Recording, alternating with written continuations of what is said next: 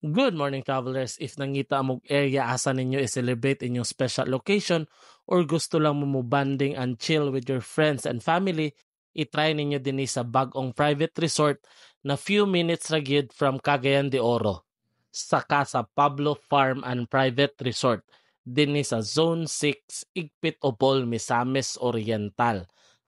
Dali ra siya matultulan kay dala ni siya padulong sa Youngsville Subdivision and ang landmark gid ani is naay Santo Niño Church na color blue at bang-ana nay dalan pasulod and makita na day ninyo ang Casa Pablo Farm and Private Resort for only 11,999 pag weekdays and pag weekends Friday, Saturday, Sunday for only 13,999.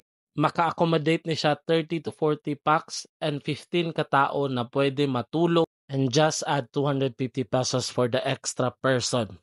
Any occasion pwede din kay dagan silang plaster na area sa sulod, naay open air sa poolside and naapod sila sa garden area na luag pod na pwede po ninyo plastara. Dili po to mag-worry kung magulan-ulan kay naa sila function area na luag pod which is pwede ta modula sa ilang mga free na board games and naapod sila billiard pool. So pwede nato na gamiton for free if naka-exclusive ta dinhi.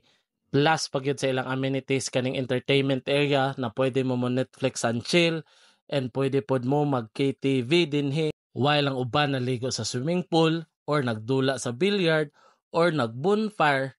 Makaingon gid ko na sulit jud kaayo ni dinhi. Mauni ang room sa Villa 1 na pwede dinhi 10 to 15 ka person and mauni ang static and instagrammable kaayo na room sa Villa 2 na pagbakod ni mo sa imong bed pwede gi ka mo diretso sa ilang mini jacuzzi or mini pool na naay pagka-Siargao vibe and dili pod mawala ang farm side nato dinha kay naa pod sila ostrich na pwede nimo ipet or bahugan. Duol na kani siya sa Villa 2 and ang Villa 2 is good for 4 to 6 person na pwede matulog ani. So try na mo din sa Casa Pablo Farm and Private Resort. So hangtod sa sunod, kita kits travelers.